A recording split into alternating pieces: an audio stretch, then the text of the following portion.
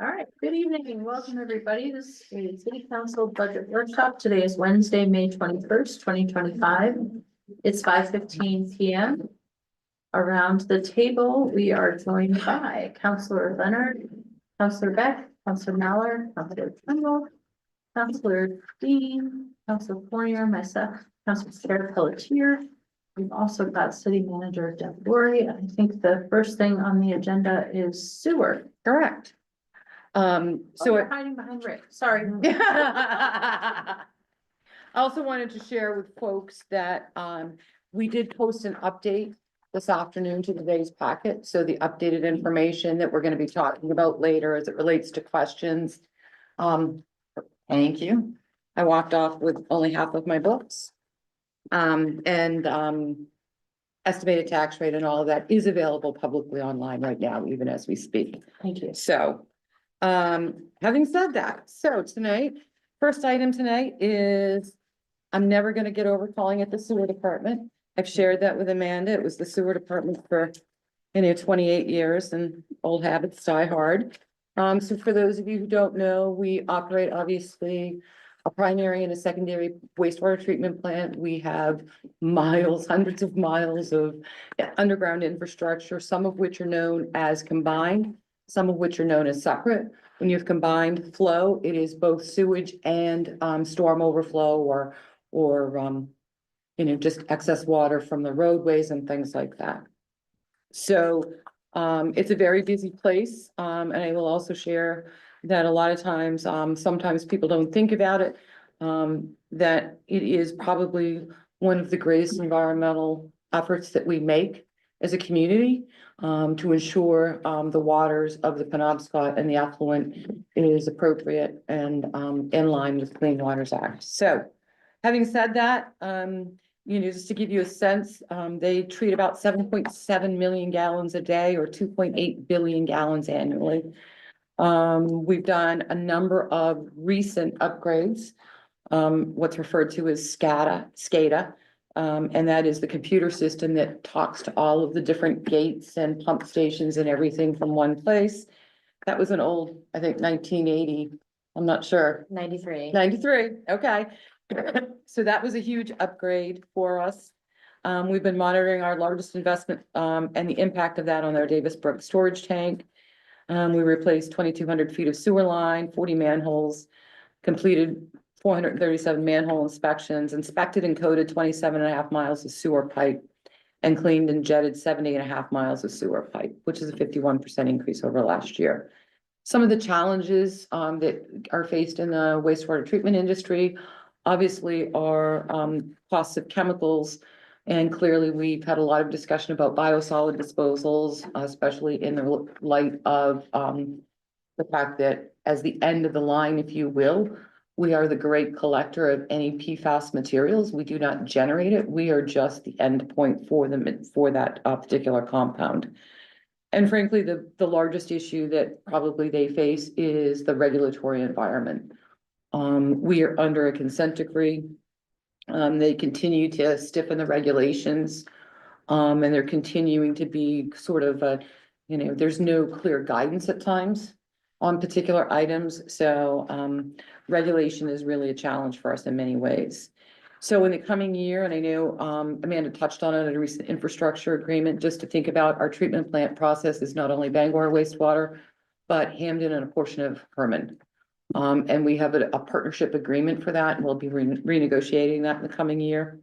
We're moving on to our next big project at the treatment plant itself, which is the aeration project, and looking for how we better manage biosolids and PFAS in the future. We've been in lockstep in partnership with DEP, and I know Amanda's looked at both through, her professional association as well as through DEP. They always invite us to the table because we're a willing participant and we want to do what's best for all, but we bring about what the impacts are when you do these things.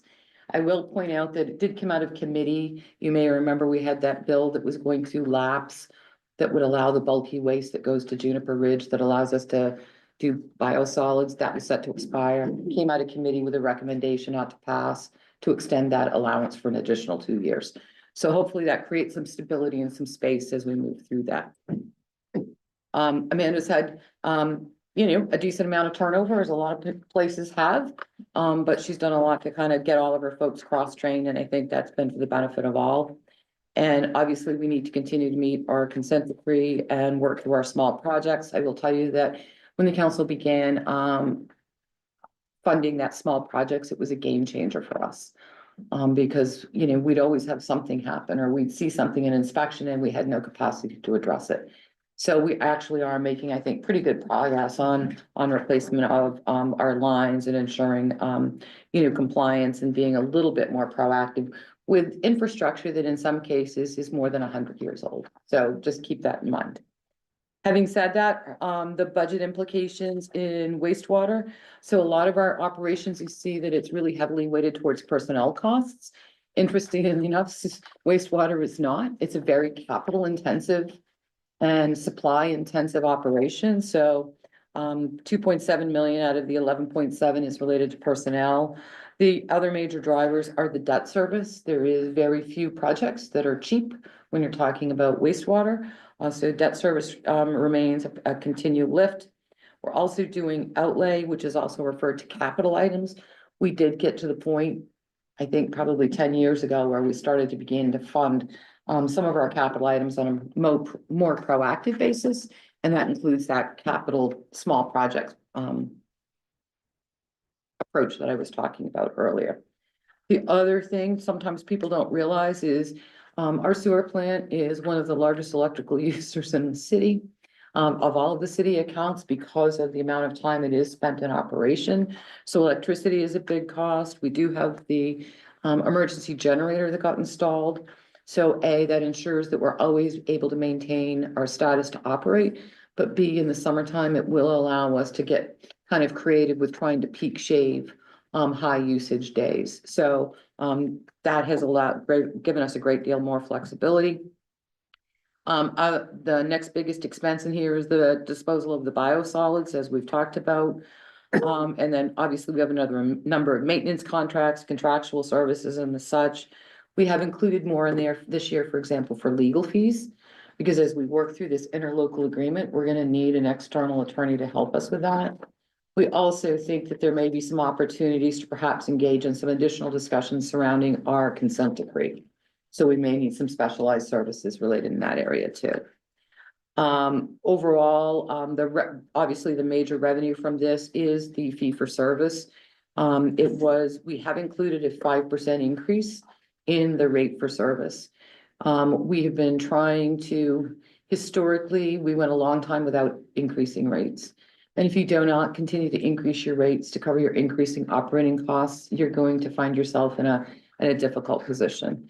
I can tell you that when the city began its consent decree with the EPA back in the 1990s, they hadn't done a rate increase in I don't know how many years, and they ended up doing a rate increase every 6 months for 3 years, some of which were double digits. And gradual, slow, appropriate, just to cover your operating cost is an appropriate approach. We also knew that this year was a year that the water district was not coming in with a large increase. So we've really been trying to be very mindful of our ratepayers, because the water district ratepayers are the sewer ratepayers. So trying to balance that, they had some significant capital where they came in with double digit asks. So because they were so low this year, that's why we came in at 5. The major increases in the budget at this point is, we see this typical changes in payroll, health, employee benefit related, electricity costs are going up.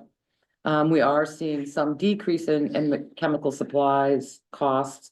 Machinery, tools and equipment, depending on the maintenance needs, may go up and down year over year, but nothing significant. And then really just to balance the budget to be able to operate within the revenues that we have, we made some reductions and not funding some current budget capital items. But you'll also see that capital need go up and down year over year.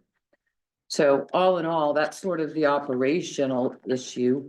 In total, they had proposed nearly $13.5 million worth of capital items. Almost 2 million of that is in the budget. The rest of it would have to be split by bonds, some existing money, and potentially some ARPA funds, you may recall that what we really wanted to do is we would never, from a sewer standpoint, have looked at prioritizing the Kmart pump station this year. However, we do know that that's a priority for the council, and you did dedicate the ARPA funds, so we're gonna try to get really creative about how we move forward with that project. And they did not have any new programs. And that is sewer fund in a nutshell, if you will. Thank you. Questions? Counselor Leonard? So I had one question, two questions, one being a follow-up, which is the state and federal regulatory reports that you guys have to do. First question is just like, how much of a time capacity is that? Do you have to have like a full-time employee basically doing that? And a follow-up question is there software that the state and federal government requires us to use in order to follow up on that reporting system? So your first question is, it's becoming more and more time consuming. A lot of that time also comes out of the engineering department, and that's been a challenge because they've been understaffed and strapped. So we provide a lot of the raw data for our annual EPA. The EPA reporting comes out of the engineering department. So we provide all of the raw, and then they compile it into the final report. And the DEP, I mean, that's ongoing on a monthly basis. It's becoming more and more challenging. I just a half an hour before I got here saw a draft of our new discharge permit.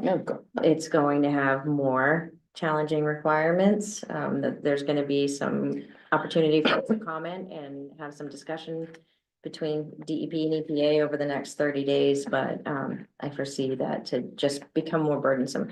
Your other question on the software, they really don't provide a lot of software. So it's just like a PDF, I'm sorry to interrupt it, but it was just like a PDF document that you have to do. It depends on the reporting, but a lot of times it's a spreadsheet that DEP has had in a particular format since the 90s, or, you know. Okay. There's some federal reporting on the login.gov, but most of it is in random formats issued by the department. That's very enlightening. Thank you. Counselor Trumbull? Actually, that brings up another question. So at the federal, this new contract you just looked at, it's federal or state? It's federal. That's our state discharge State permit. discharge, Yeah. okay. Yeah, I understand the federal government may be relaxing the forever chemical standards for water discharges. So there's rumor about the drinking water. They actually haven't implemented criteria for wastewater for forever chemicals, the PFAS. What we've seen for their draft human health criteria is extremely stringent, to the point that even DEP has acknowledged that nobody could meet it's essentially zero. And the manager brought up the rate increase to 5% this year. Have we got like a forecast going for the next few years of what the rate increases would look like? I don't think the last time we did that, so we have to do that periodically for, EPA. thank you, Yeah. EPA. I mean, it's one of the reporting requirements. I think we're coming up on the need to do the next projection, if I'm recalling Next June, correctly. yep, June of 26, we'll be doing that projection. And on capacity, when we, obviously the water districts, Hamden gets it. What was the other town we Herman. do? Hamden and Herman.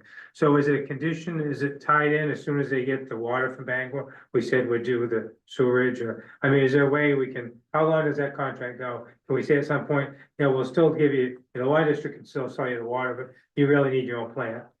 I mean, is that a possibility at some point? So we're in the process of renegotiating those interlocals. They were 30 years. They were signed in 96. They're expiring next year. Okay. Yeah, so No, it's not sorry. feasible for them to build treatment plants. The other thing, depending on the town, conceivably Hamden could do that at some point. Herman really doesn't have a water body to Right. discharge to unless they had some pretty massive acreage to do land application. So it's probably not realistic for Herman, but we are working to refine that agreement Right. to be able to address changing regulation, changing Right. costs, Good. Yeah. Okay, going thank you. forward. Other questions on water quality? Okay, thank you. Are you gonna keep up that? We're gonna keep this pace We're up? gonna try. All right. So, yeah, there he is. So the next area is fire department. Again, kind of going through some of the accomplishments for the last year. While I know at times I'm thinking many on Main Street, are still thinking, we had 85 staffed at the point that we did this, 5 new were starting. At this point, we have 4 new who are still remaining in the training process. So we are making some progress. Those 4 are anticipated to be able to go on through sometime, I'm thinking in June at this point. And they are in the process of doing another hiring event, also in June. So our hope is, we've got a lot of applicants again this time, so a lot more applications came in. So we're hopeful that we are beginning to turn the tide on recruitment, into the department. So I always like to be hopeful. So, we've obviously operating under a new contract. We've done some really innovative things with United Training to do some in-house education, to ensure that our EMT folks are advancing through their licensing level. We have gotten the $200,000 in grant funding for what was called the Blue Ribbon funding, if you will. Been doing personnel development promotions. The MMA Serve Strong has been made available. Responded to 9,900 calls, really focused on providing high quality service while facing obviously staffing shortages. Have completed the radio infrastructure this year. Central boiler is must be complete at this point, thinking. As you all know now, successful in obtaining, funding through the city council and through the voters, funding to build the new training center. And as you heard earlier this week at Finance Committee, was a successful recipient of the money to do the burn center again. So pretty happy with all of that. I think, the challenge would be, finding the right balance. We know that we have been struggling with staff and how to balance their needs with the needs of the folks that we have and provide the high quality service that we do. So that has always continued to be. I think that, we are seeing, and I know that the chief is making some outreach, especially as it relates to our neighboring communities. We know there is no service in rural Maine in many places, but the city of Bangor cannot be the default respondent. So, Jeff, since he got here, Chief Lowe, since he got here, has started to make some of those changes in outreach and making it clear to our neighbors, here's when we can come and help you. And if it's an all out, we're all coming anyway, but in trying to create better parameters and expectations. The interesting thing is fire trucks always have taken a long time to come to fruition, but the lead times have now almost doubled. I mean, it used to be 12 to 18 months and now they're looking at 3 to 4 years. So getting ahead of those kinds of things. Coming year, continued emphasis on employee hiring and retention, continue to, enhance our training efforts as well. Continue to kind of find a strategy to better even out call volumes because we know certain areas are busier than others. And, look at our mutual aid partners and how we can better serve together instead of us being up in front and being good partners to one another. We're going to continue to make some repairs and upgrades to Central Fire. And again, cat's out of the bag, we got the money for the fire training center. So overall, we're returning to what you typically see in a general fund department that is pretty norm, where the vast majority of the costs related to fire service are personnel based. And the next high is where you see hydrant and equipment rental. So for those of you who don't know, we actually are required to pay a fee to the water district for hydrants. And so fee just winds up in the fire department budget. It could wind up in anybody's budget, but it is the fee that we pay for having fire ready hydrants that will meet the needs of the department. The next area, contractual, I'm gonna think off the top of my head, is I'm not gonna come up with it. Oh, there's some insurances and things like that in there. And then we have utilities and vehicles are the next highest area. The operation, from our fires, our EMS response does generate about $2.7 million in fees for ambulance services. Overall, the largest increases in the area are related to personnel. We do have some increased contractual services and supplies. And we are projecting a slight increase in revenue this year. So that's kind of the major operating areas. They did have a couple of new requests, one of which I've actually included in the base budget is to develop a state standards of cover document. So that will provide detailed data that assists us with assessing community risk, developing benchmarks for emergency response performance. Again, we talk about all the time, without the data, it's really difficult to make good decisions. So we're actually gonna try to work with someone to help devise that with us. There is a request for a full-time hiring, full-time training officer. Again, it did not include that. I consider the standards of DOC a one-time item, but did want to make that note of importance to you all. The capital plan, they had requested about $2.2 million worth of capital items. The proposed budget recommends funding of 2.1 million or so. The largest piece of that being an engine replacement. If we are looking out 3 years that we're gonna need to replace that engine, if we don't order it now, 3 years from now, we will be another 3 years. So our recommendation for that, that's obviously the largest piece, is a bond. I'm gonna guess that the approach in the future would be similar. Oftentimes, the builders of fire engines will give you a discount if you prepay. And my guess is that's still the MO, and everybody's shaking their heads, so I haven't lost that particular piece of information. We're gonna continue to do some renovations at Central Fire. And we are in the point where we do replace an ambulance every year. So there is an ambulance replacement in here. Just to add that we do have a fire equipment reserve that we put aside, that you could never put aside enough money to replace fire engines. But we did want to make sure that we always had adequate funds to be able to replace our frontline ambulances on an annual basis. So that's my quick recap. Counselor Trumbull? Question on the revenue, well, you point out it's up a couple $100,000, but it's actually just puts it back to what it was 2 years ago. Do you know what the dip and then this rise again in revenues? I don't know what the dip was. I don't, but we can find out. Thank you. Counselor Leonard? Welcome to your first budget meeting with this. And I'm sorry, it's a sensitive topic, but we do need to have it. There is a mental health crisis in the fire department. 1, suicide is circumstantial, 2 is a pattern. And I think it's incredibly important for us to, I talked with a few of your firefighters in the department, and some have enlightened me to what Portland does, and they have a licensed therapist that works with both their police department and their fire department, and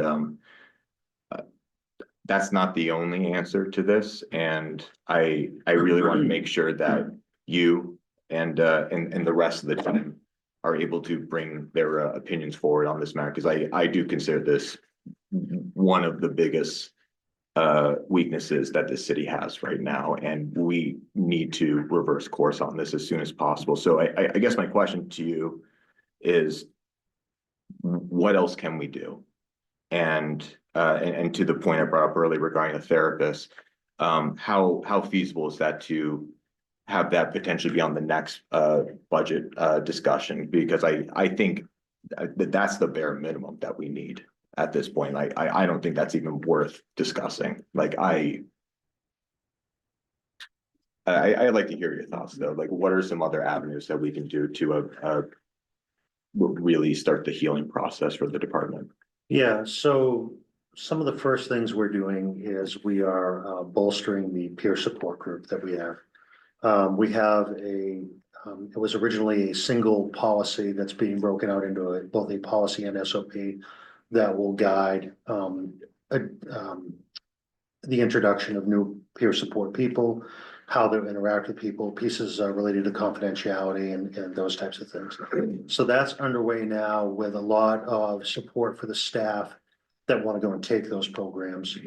The second thing that we're doing is the labor unit, HR and my office, the two officers behind me have come together. Following your mindset, we recognize that this is an issue that has to be dealt with right off. So we have begun initial conversations about how we deal with this at the executive level or the city level, if you will. That really has to be the first step because it's a cultural change on both sides of the coin, both from the municipality perspective and the firefighter perspective. So it will be a process that will go as fast as we can make it go, but it has to be measured and it has to be tempered so that we're not pushing people too far, too fast, and giving the perception that we're trying to fight a fire or whatever the case may be. We want people to be invested in the process and understand. I would expect over the next few months, you'll hear more feedback about things that we're doing.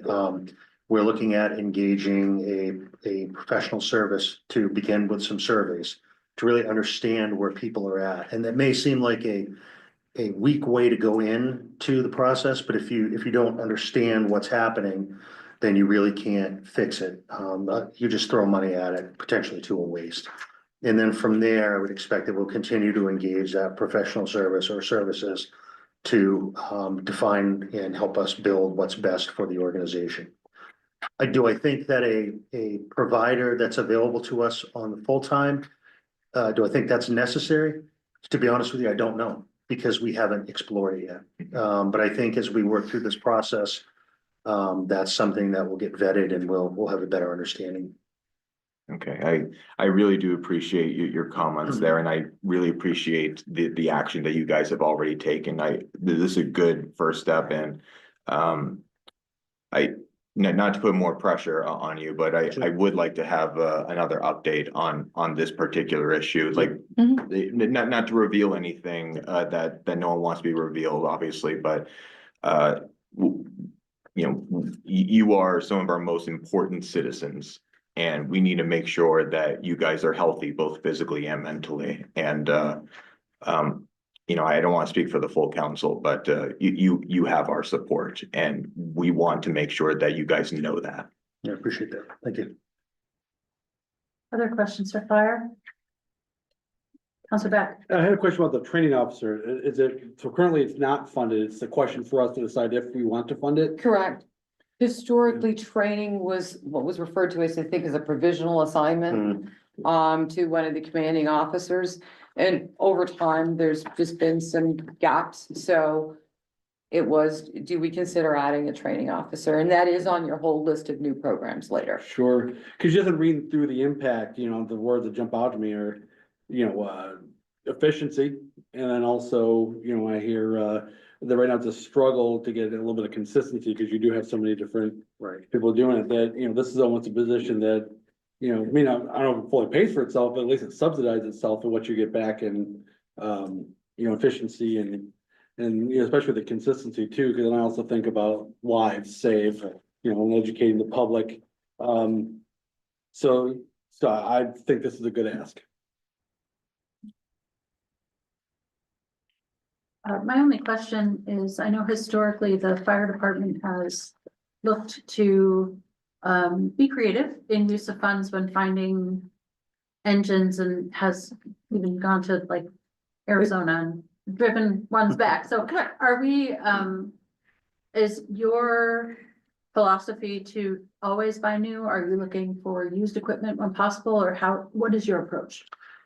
So ideally, we would look to do new, but minimize what we're getting on that equipment, so it meets the bare need for the community. There are times when we can look for used vehicles, like the reserve engine that they went to Arizona, was it? I think. Was it Arizona? That they went to Arizona. It was somewhere out there. So, the other thing I can tell you is that we have a ladder truck that within the next couple of years is gonna need to be replaced. And I would expect that we would look for a good used vehicle for that. The problem with purchasing used vehicles to run them on frontline service is that we really take a toll on our vehicles with the calls, the number of calls that we have. And, putting used vehicles on the front line all the time would end up being a compounding expense for you. And we'd be replacing vehicles much quicker than we are now. There used to be a time when you could get 20 years out of a brand new fire engine.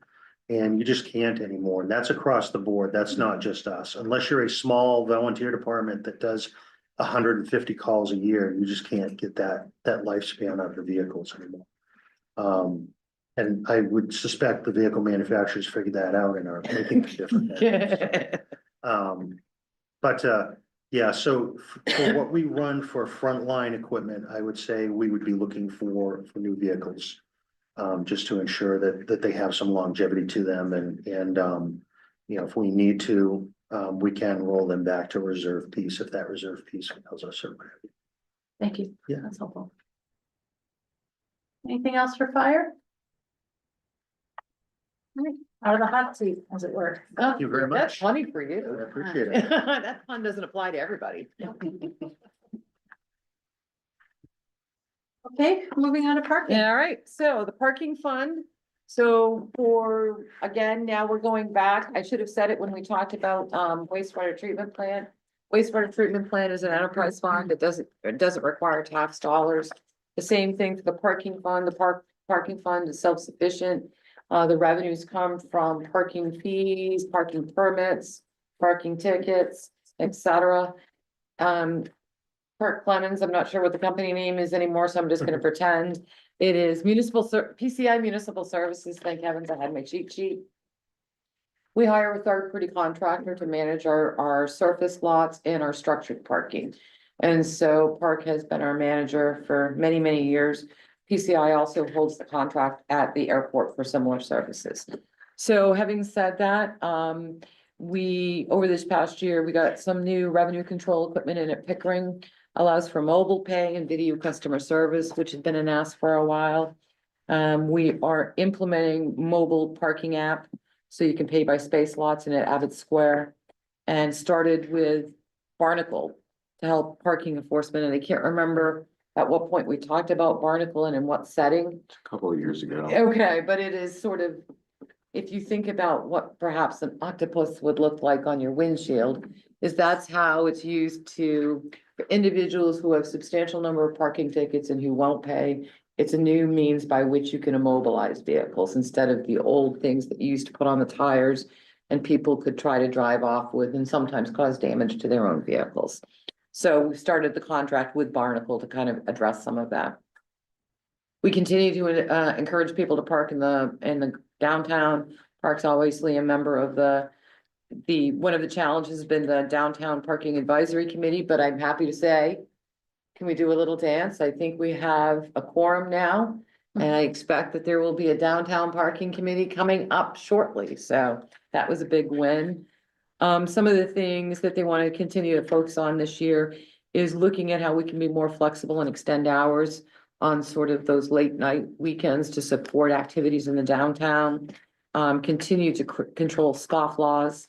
And part of the VPI or the Village Partnership Initiative, the downtown, we had the opportunity to do sort of a little parking study associated with that. We have that data, but we've been waiting for a parking committee. So that is going to become part of the upcoming parking committee as well. So that's sort of where we are with that. Yeah. I think we're probably gonna, not to, surprise anybody or take the fun away, but I'm thinking at the parking committee, one of the things we're gonna talk about is before implementing the Barnacle, kind of doing an amnesty free, come pay your tickets, we won't double them, come true up with us. And we won't, put the Barnacle on you. If not, we're coming to put the barnacle on you. So that was one of the highlights there. If you look in their budget, about a third, of their budget is personnel related. Because we actually have staffing, at the garage, we have management and obviously the person who does the ticketing. We pay a management fee. Obviously for this, we have some repairs and maintenance related to structures in some of the garage, insurances, utilities. And then, the fund does have a small amount of debt service. I think it's gotta be coming to an end here shortly. And then we have outlay, which is also known as capital items.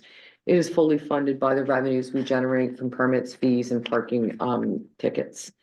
Overall, there's a slight, increase in payroll as we were exceeding everywhere else. Based on resources that we have a slight decrease in, capital outlay. I'm gonna guess the revenue decrease is related to the Pickering Square garage at this point. People continued. It was on an upward trend. Correct. After COVID came and people came back and then it just kind of leveled off. So. Yeah. So I think everybody knows, everybody wants to park right in front of where they're going. So doing what we can to encourage, continued use of the Pickering Square garage. The total budget ask was about $250,000. They also every year ask for a maintenance reserve and every year we don't fund it. We just fund the capital items, but at some point there's gonna be something large that may require some additional, capital. But at this point next year, we're gonna continue to do repairs on the Pickering Square garage because it is hard to imagine, but yes, it is 30 years old. It was, yeah. And continue to do some technology upgrades to make for better opportunities for payment and interaction with customers. And they have no new program requests. Thank you. Questions on the parking fund? Council Bryant? What's that? I know what you're gonna Yeah, ask okay. me. Forgive It's it. almost brought my, it almost brought my life. So, They have cash. yeah, Oh, my God. let me back up. Membership of the Downtown Parking Advisory Committee. That's been a challenge. Been a challenge, just trying to get it filled. Yes, Okay. so you all just recently appointed, Right. Members, so we're pretty happy that we're gonna have a parking advisory committee meeting. Yeah, so that's great. Thank you. Yep. So what was the actual in 24 and where do we expect the 25 to end up as far as parking goes? Yeah, He typical probably has it. banking question. What do you, I know. revenue, He's talking about Yeah, actual, revenue net, revenue net? gross net. so not everything falls within Parks contract. So I have to add the two together. So you have data for actual revenue for 2024. Yes. Somewhat. Okay. The banker is gonna get us. And you can get back. Okay, we'll get back to you. Yeah. Yep. That's fine. Yep, Just trying to see what the trends are. yes. You know me. Councilor Trumbull? I hate to correct the city manager, but I think the parking garage predates you here. I think the parking garage itself is, I think, around 35 and the top Because floor. it started in The top 1980, floor is around 23 or 24. it started in 1988. Yeah, It was, yes, so yes, Yeah. I was, predates you. One of the few things around here that does. but yes, I was here for the addition. And I do remember it when it was the dirt lot Oh, yeah, as well. But thanks for that. yeah, no problem. You remember. Were you on the council then? For the addition. Oh, okay. John So, Bowman and I so were it on predates you too. Yeah. Yeah, good to know.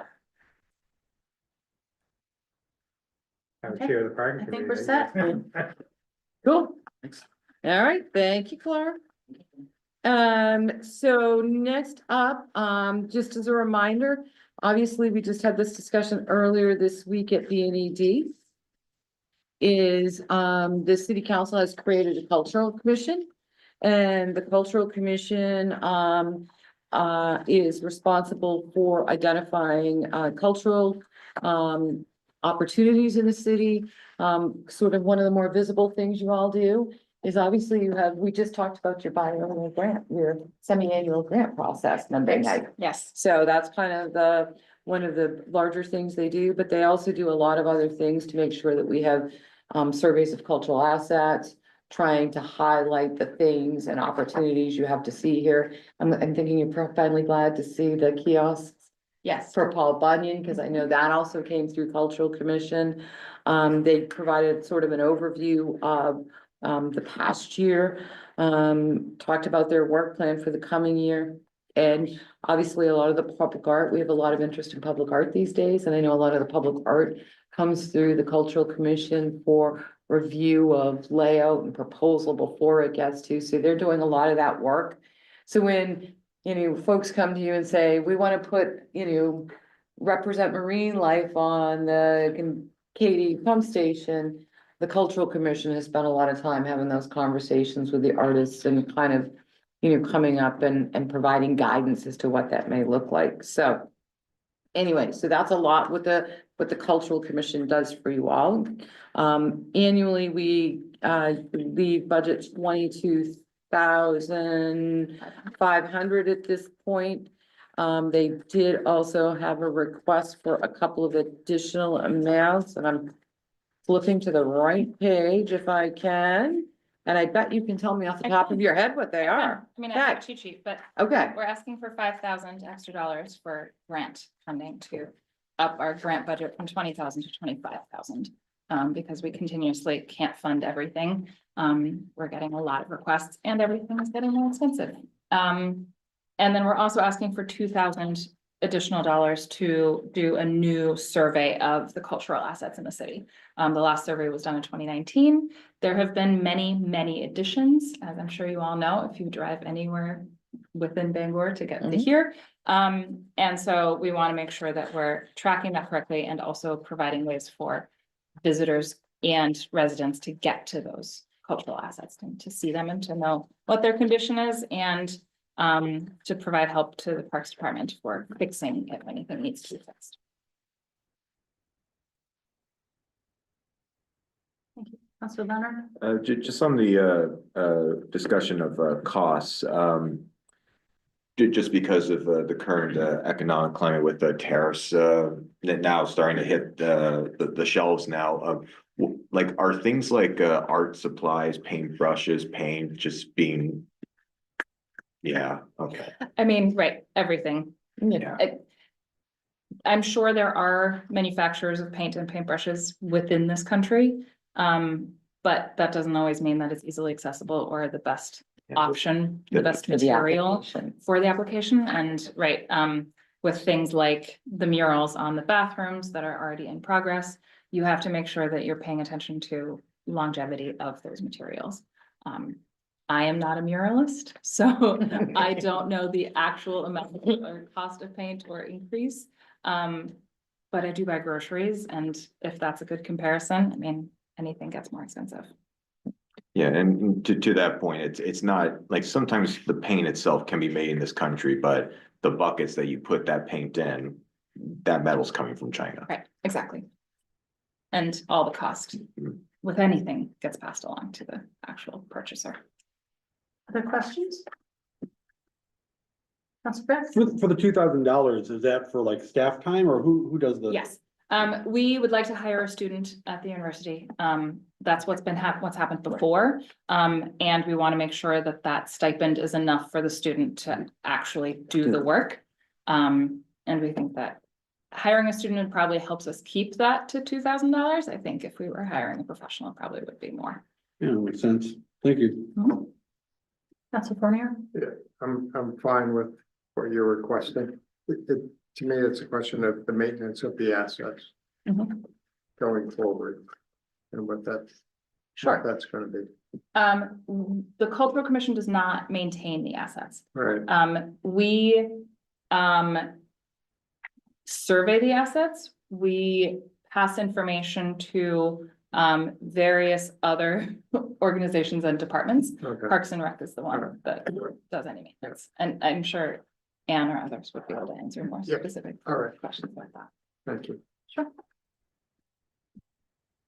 Counselor Mallon? That, just another follow-up question, then if you are reviewing the assets, do we have an asset inventory? Yes, Could we see a copy of it? it's on the It's on website. the website. Is it on the website? Okay. Yeah. Yep. It's not currently current or accurate because it's But the last one made in is. 2019, but yeah, it exists on But the you city must know what website. you've added to it since 2019, don't you? Well, we haven't been able to do a survey since I didn't 2019. ask for a survey, I asked for since 2019, you know what you've added to it. Oh, you mean what actual assets have been added Yes. to the city? I know some of them. Yes, Sure. I've only been chair of the commission for the past 2 years. I've Sure. only lived in Bangor again since 2021. So I'm not sure which murals might have been painted in 2020, if any. But there's the bee mural is new, the Well, frog mural is I new. don't want you city- to mention them now, but, so what you're telling me is we've never controlled what has been done and reviewed it on any annual basis to see if it was still there? I don't believe that there's any sort of an annual inventory, if that's what you're asking me. But isn't that The downtown Bangor partnership does also survey and No, I Do was we gonna say track? CCD in your ordinances the last time, that was my staff position. I think it was every That's it, 3 you years. can't sit over there and talk. Yeah, If you you're gotta gonna come sit over and here. talk, you have to come over here. And Anne's coming to the table anyway. Thank you. I'll add something different. turns out hot seat was wrong for the fire department. I was just gonna add that, it's in the ordinances that the survey is done every 3 years. So we're. I over didn't the- ask for a we are. survey. I asked if you kept track of what you put up new. That's not a survey, that's an inventory. So what you're telling me is you don't maintain an inventory, so you don't really know what's out there for assets that we have in the cultural area. I think True. I'm Gonna not Anne's trying to understanding. speak, hang on. Yeah, Yeah. just a reminder to the council that anytime there's any artwork done on public property, the Culture Commission makes a recommendation to the council on whether it should go forward or not. So we do have those actions, because you as the council have always approved those. But there are cultural assets on private property that we would also want to But inventory. we're not funding the ones on private property. No, No, but they're a part of, the city, an important But part that's of not the the. question. The question is, what has I'm the sorry, city? Counselor Mallon, will you please allow Anne to finish her All right, well, response? Yeah, they're just part of the whole, cultural experiences of the city, so we include them in the inventory, even if they're in private. in the and survey. I don't have an issue with that. The question I asked was, do we maintain an inventory of what we have purchased and paid for? And the answer was no. Correct? No, we do, because if it's on public property, He's looking for, you as the council. he's looking for, did we take the survey and add to it the things we've done since then? I believe is what he's asking, and the looking for- response to Yeah, that is I no. don't believe we have. Because the survey is more encompassing than just the municipal investment in cultural assets. It is to be reflective of the cultural assets in the entire city, whether they're on public property, Yeah. private property, publicly funded or privately funded. We don't distinguish.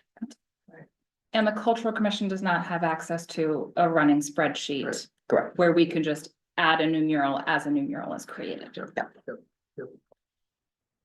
I guess. Thank you. Counselor Beck. I guess you're looking forward on it. I mean, I don't know how feasible it is as we learn of these things, Right. some way just cause we definitely need to do the survey.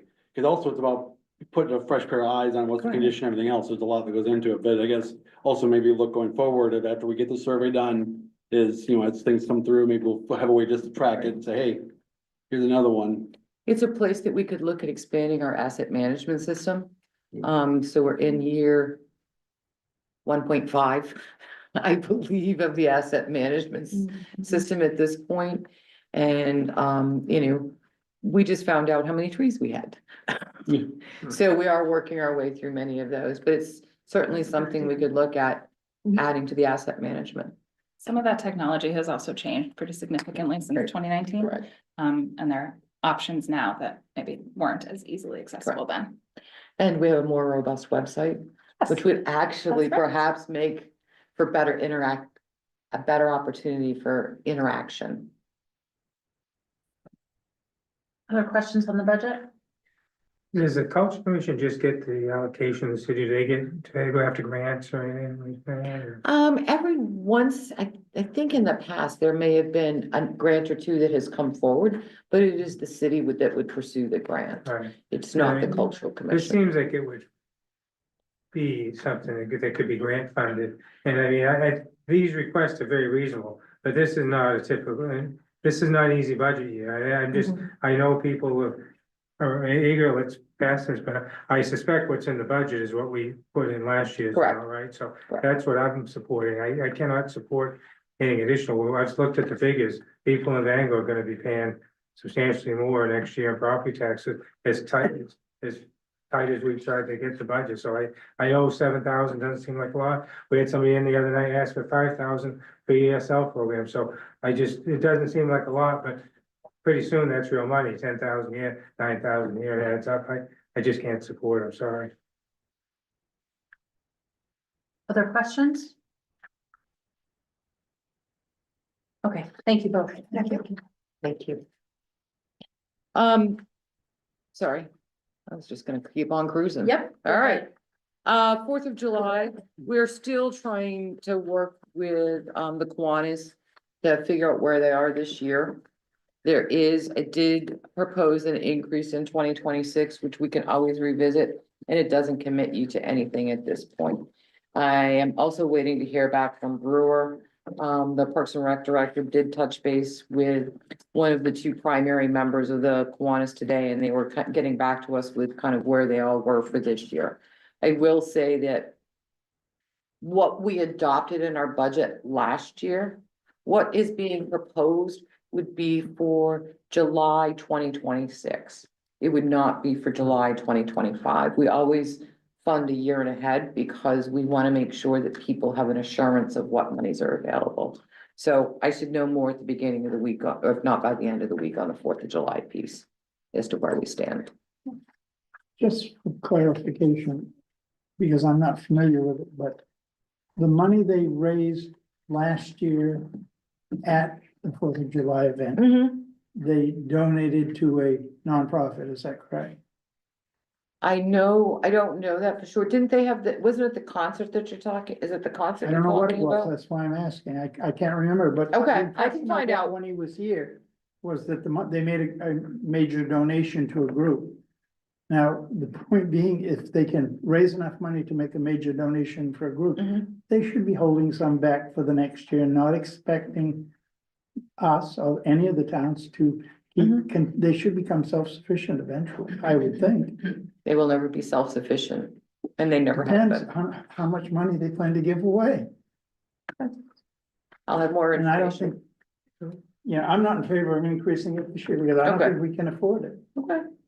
Counselor So Trumbull? what's in the budget, same as last year? No, I did put the 12,500. What did we do last year? 5,000, Oh, and we can certainly pare that back, I'm but. missing, what was the reason they wanted the extra money? So they're actually getting out of, there's only 2 or 3 of them that actually. Oh, the fireworks. Sound- Correct, so they asked us if we would take over. Tracy indicates that us taking over the actual launch and all of that, it's not a huge lift, we're down there doing a lot of the work anyway. But it was about, they just can't continue to do that, they will continue to do the parade. But they just can't continue to do the fundraising for, all of the fundraising with the fireworks. I know they've had conversations with the city of Brewer, and I've talked to the city manager in Brewer earlier. And I'm trying to get back because I know they've come through and he and I had exchanged some thoughts. He felt that increasing it, he saw the benefit of it. I just don't know where they are in their budget process, so hopefully we'll wrap that up this week, early next week for you. Counselor Fornia? I'm fine with the increase. I certainly understand where Councilor Maller's coming from. I just. Well, Because they've been. Having difficulties raising the funds. I absolutely agree. They probably should not have given that money away, but going forward. That's not gonna happen because they're not gonna be in existence. Is my impression. So that's why I'm fine going forward, with this increase. And to me, this is a very small amount of money as far as it comes to the taxpayers of Bangor. I'll agree with you on that. It's just that the whole operation is not a functioning operation, and Right. we don't wanna get, the more of these we get involved with, the more it's gonna cost us. My opinion. And that's to my point exactly. Yeah. We should be careful from now on, more careful, or put more limitations on when we give money to nonprofits. Anything else? Yes. I'm sorry, I think I have a question on this as well. It was my understanding that you would be speaking with Brewer, City of Brewer, but also looking for private donations. So We that have- was part of the question that came up is if you wanted to, you would have to authorize us to solicit donations. Which we can do. And when I talked to the city manager and Brewer, he said, hey, what if we went out and raised the funds? I'm like, great, go ahead. So I said, we have an ordinance, we'd have to go through a process and all of that. Yes. It And just seems like this is something some of the larger businesses in Bangor might want to fund because it is such an important part of Bangor's Mhm, summer presentation. I would agree. So how do we make a decision on this if we don't know? I'm gonna come back to you with more information on that one. The 5,000 is, is kind of always where you were. And I would assume you'd want to maintain whatever level. What it looks like post the Kiwanis group being, to Councilor Fournier's point, actually functioning, I don't know. I think when I talked to the city manager and Brewer, he agreed that it's something important that our communities really love to be able to participate in and really want to give that back to the people. Councilor Trumbull? If we were talking about this July, I wouldn't propose this, but I would support the amount. And what if we put an offset of $7,500 in sponsorships in there, so it's a net, it's a wash, Yeah, basically. we can do that. And if that, I think it's pretty easy I think the airport could be an easy sponsor as part of that. So could Fairmount Market. I like the airport. No, I like Fairmount Market better. Yes, okay. Isn't the county got some extra offer money? Oh, yeah, there's Millidoc, there's new pool. All right, we're not even halfway through the agenda, folks. Any other questions on 4th of July? Let's keep it on track. Talk about 5,000 all night, but 5 million, we'll take care of like that. Right? Okay. Snowmobile Club. So Snowmobile Club, just for folks to understand, they maintain 30 miles of trails that connect Bangor to Herman, Glenburn, the ITS Trail 84 in Herman, the ITS Trail 82 in Hamden. And if you're not familiar with ITS trails, from an ITS trail, you can basically get to any trail in the state. So it's kind of I'm not gonna get I don't know what the acronym is, so I'm not even gonna try. It's international trail system. Is that what it is? So it's a volunteer group that clears over this past year. They've rebuilt several wooden bridges that have been able to maintain and upkeep the equipment that they use to clear and groom the miles of trail system. Obviously, wasn't quite as much snow as they'd like to see as they have in the past. I will point out that this $3,000 in essence equates to the amount of money the city receives for snowmobile registration. And it is pretty commonplace across the state that amount of money is given back to the volunteer groups to be able to keep the trails opened and maintained. Councilor Fournier? On the economic activity that they also bring into the city is just above and beyond that.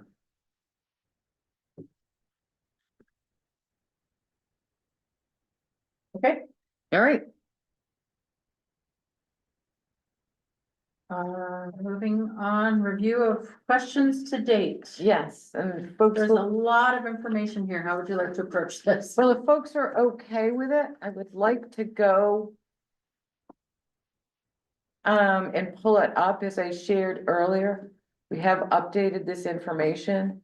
So I just want to make sure that everybody has the opportunity to say the same things. We have a couple of questions we're still working on, but your packet did include all of the update of the information requested from the school department as it relates to the number of special ed students. There was an attachment that includes that. The enrollment numbers are also attached. They included vacant position information, et cetera, as well as average cost per student, comparable local share increases. And the new ad late, that was posted earlier today is, they do not have an awareness of the formula used to determine funding. The annual funding for special education has risen $1.3 million in the last, basically 6 years. So now they receive about 8.8 billion. So I would say that's, probably what, a 15% increase over 5 years. I'm not sure that that's likely keeping up with costs, if you think about it from the, average cost of living increases that likely may be seeing year over year.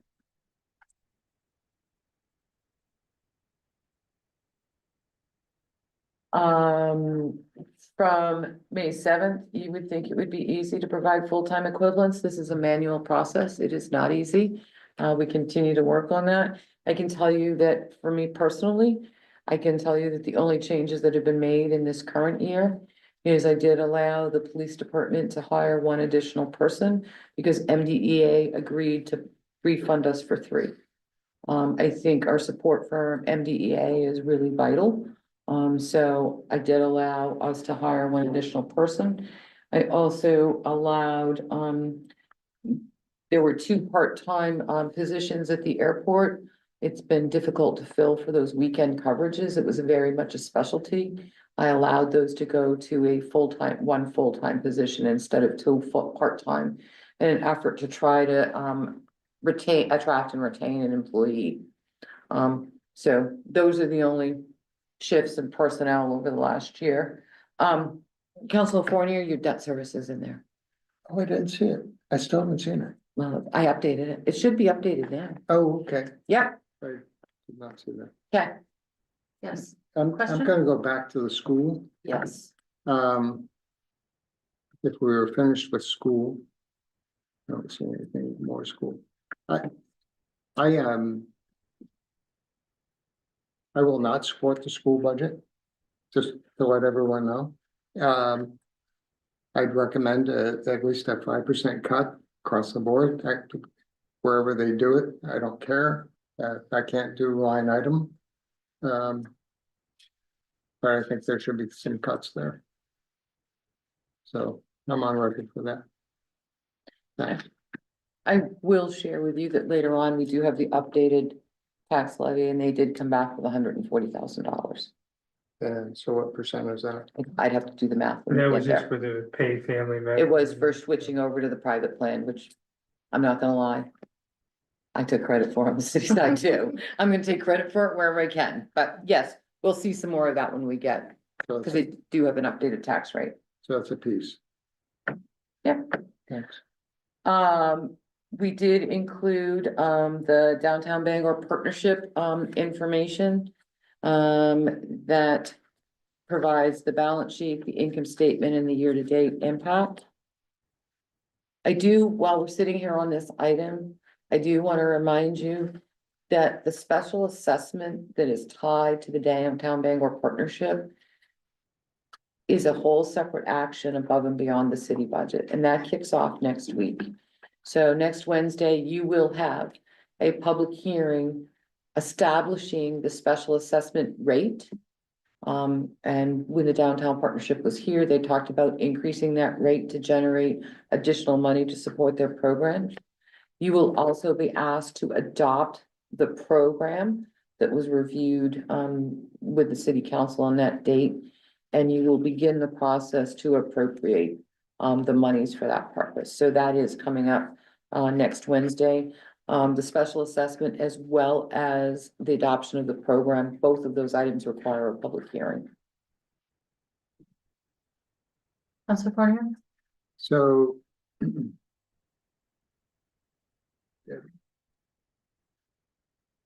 How much is that increase again? I just can't remember. I think it was like 7 cents. It generates about another $27,000. I think if I'm if I'm thinking of it correctly. So it looks like there's a net of 77,000, 75,000 per year end. Not per year end. Well, Yes, come on up. Yes, those are the numbers through April. Yeah. And we have a significant amount of our expenses happen in this last quarter of the year. So it will come down pretty close to the bar of zero. and so that's my question. Yeah. So Yes. how much is that coming down? By the end of the fiscal year, we should only end up with maybe Okay, $5,000. I think we had aimed to have $5,000 left because we want to start to create an operational reserve, because at this point in time, we have no backup financial savings account. And so we want to create an operational reserve. And so we're trying to get it down to, we're trying to maintain $5,000 at the end of the fiscal year. and that's great. So, Yeah. so what's the big gap? Why the last 2 months of the year? A lot of it has to do with the beautification expenses. So, all the flowers that we put out in downtown, the planters, et cetera, we spend over $10,000 just on plantings in the downtown every year. And then we have a lot of summer activations that we put out, and those all cost a significant amount of money. And then, Sidewalk Art Festival, or we're gonna have Pan Storm, we're gonna have a music series too. So a lot of those expenses are really we kind of have like two chunks. Like there's a big chunk that happens in kind of the December holiday season.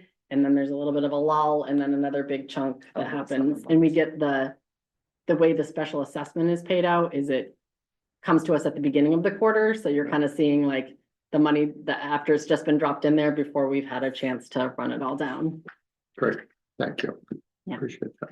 Councilor Mallon, did you have a question? Well, yeah, I'm sure it must be available somewhere. I'd be curious. I'd like to see a listing of who's in the district. You must have that. There is, The It's in the city is, Bangor Daily News last weekend. yeah, I don't read. Yeah, the full page had. yeah, because it's gotta have a legal ad. and I think there was actually a mailing that went out this year, which If you're in the district. right, yeah. So I'm a building in the district, I got a mailing, and that was new for me this year. Yeah.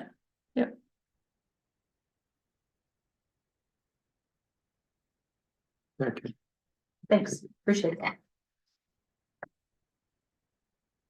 Councilor Trumbull. Yeah, I know that we've covered a lot. I don't want to jump around, but I just want to follow up on Council 20's comments on the school budget. And I struggle with it every year. I mean, we're not part of the budget process for the school department, but when you look at the final figures and their increases and the increase of their budget and the impact on the tax rate, it's really, I don't know, I just lost my one. School department. Where did it go? What was the percent of it? Is it 200, is it 600 something thousand? So would you like me to just scroll to the end here? Yeah. Because it's only up Yeah, here. it's like. Everybody likes to hop to Their the impact on end. the proposed tax levy is Hang on. 647,000 more this year. And I mean, they've cut some out, but I think, I don't know if they cut any from the initial budget. I know there's new positions in the budget. And I know we can't go in and take out, if you did 5% across the board, I mean, that would be, I think, lower than what they were at last year. That'd be like 1.5, over 1.5 million. So that's substantial. I mean, I'm not enamored with the school budget, but I think 5% is excessive. I don't know. I know we've never told them in my time to go Yeah. back. 5% is $3.1 million. Oh, what's it? Oh, I was looking on the. Or are you impact looking tax at rate. just the Not tax that I was, levy? yeah, I was looking at tax, but yeah, the whole budget would Okay. be 3 million exactly. Okay. I was just looking at what affects the tax rate. Yeah. Yeah. So, yeah, 3 million would be. And that would put them below last year's budget, wouldn't it? Yes. What was it, the total increase in their budget was, So as $2 it stands right now, so right? you're jumping to the end sorry. on me, but that's okay. So the school department came back with that reduction. As a city staff, we made some additional tweaks and reductions to try to be reflective of what we were hearing from concerns from the council.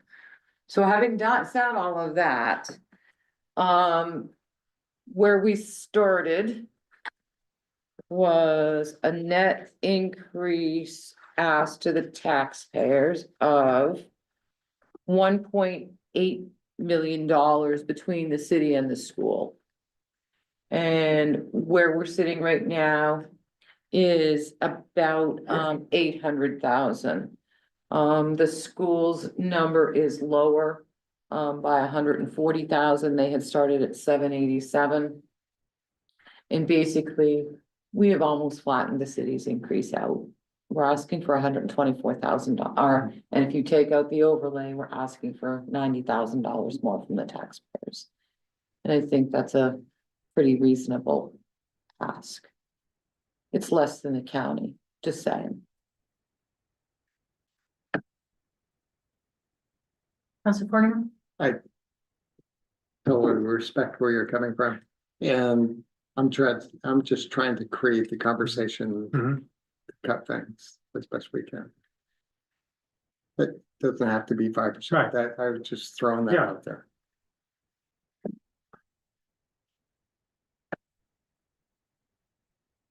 Thank And you. I would just, if I could add, I think if there's consensus that that's what direction we want to go, I think we need to let them know Yes. sooner rather than later so they can make those adjustments, but I don't think I'm ready to go in that direction personally. So the difference in the mill rate between what was initially proposed in your budget Yes, and where we are yes, now. yes. Is so we started at $18 as a revised mill rate. We're now at $17.80. But the bigger shift and the bigger impact for our residential homeowners is the dialing back of the impact on the average residential homeowner. Right. So as you may recall, when we started this, we were at 7.8%, I believe. Average increase of about, was it $400 or $500? I have to look in my budget memo. And with the change in direction that the city assessor came in as, what we now have is the average impact to the average residential tax bill is a 4.19% increase or $171. And, you know, I know a lot of people were, none of us were happy at 7.86. 4.19, you know, would I like it to be 0? Sure. It's just difficult to overcome that shift. But even with the ramp down market increases to residential that the assessors come in with, difficult to come up with that, to overcome that shift. So we did spend quite a bit of time trying to find any payroll savings that we may have had when people have come on. We've done some of that. We also moved to the commercial paid family medical leave, so that was 200,000. We had some slight revenue adjustments as well here and there. And when it all shakes out, the biggest piece of this is to hear concerns from both Councilor Mallor and Councilor Back about, you know, do we need to fund that amount of capital? We actually proposed alternate funding for about 300 and we're proposing not to fund something. And then proposed alternates for, I think we made a change of $317,000. 140 of it is we're saying we're just not gonna do it this year. And the 140 that we're gonna recommend you don't do this year is the left turn lane on Hammond Street. Can't tell you the road. It's where the blinky light is. On Outer Hammond Street. On route, just like if you were going to the bowling alley. Yeah, it's Hammond Street Extension. Right, but the left, Oh, if you go left. like if you're going up to the bowling alley, I Right. can't think of the name of the Hildreth street. Is it Hildreth? Right. Is there was a thought to put in an extra lane so that traffic could go around if somebody was stopped. Is it a nice to have? Yes. Is it a need to have? No. So we removed that. That was 140 of it, and the other 177,000, you know, we're proposing some different funding sources. We're gonna drain all of the Cascade Park Trust account. That's another $12,000. We have some current year savings in some budgets. So we're just gonna suggest you carry forward those savings and fund it that way. So that's what enabled us to make the kinds of reductions that we did to get you. I think at least to a place where you can be a tad more comfortable. I know you were really uncomfortable with where you were. And there is, in your packet, there is a full detail of that. Because Councilor Poirier? Thank you, for bringing down the city portion. I'm still going to go back to the school. But and it goes back to my point, a couple of weeks ago. Enrollment's down. I believe staffing's up. Am I correct in that? Yes. I think. I didn't staffing's go up. through all of the detail. State money is more. So I just think there should be some sort of reciprocal. That's fine. So, go ahead. I was gonna say, to the point made, is it, if this is where you wanna be, it would be really helpful for you all to make a motion, pick a number, so I can tell the school department, because they will need to go through their process. Councilor Leonard? I'll just summarize what I told school committee right to themselves. The school budget is, schools are basically childcare. And when we have our parents going to school, when we have parents going to work and dropping their kids off to school, it's important to make sure that these kids are given every single opportunity to have the best opportunities possible in school. And the point that we do have to bring up as well is a big reason why this budget is going up is just because special need budget is going up as well. And I know that's not the primary reasons why we're having some of the budgetary increases this year, but over the course of the last 10 years, that's what it has been. And we're not alone in that. It's all across the country that budget is going up as well. I'm comfortable with where we're at. I really am, especially considering we have no idea what's going to happen at the federal level with the Department of Education and where that's going to go. I do not think this is the year to make any shifts that could make the Bangor School Department uncomfortable right now. This is not the year for that. Councilor Brack? I would just say I'm definitely not in favor of asking them to make a blanket cut. They're elected like we are. You know, they know that, you know, the same voters elected us elect them. And they agonized over this, you know, they came back, what, two times with reduction, now this is what, third? They're squeezing. And I understand the concerns about, you know, enrollment down and staffing up, but standards of practice change. The way you educate changes, you know, just like we have a vastly different amount of employees that work in our city, and we've got the same population since the 1950s.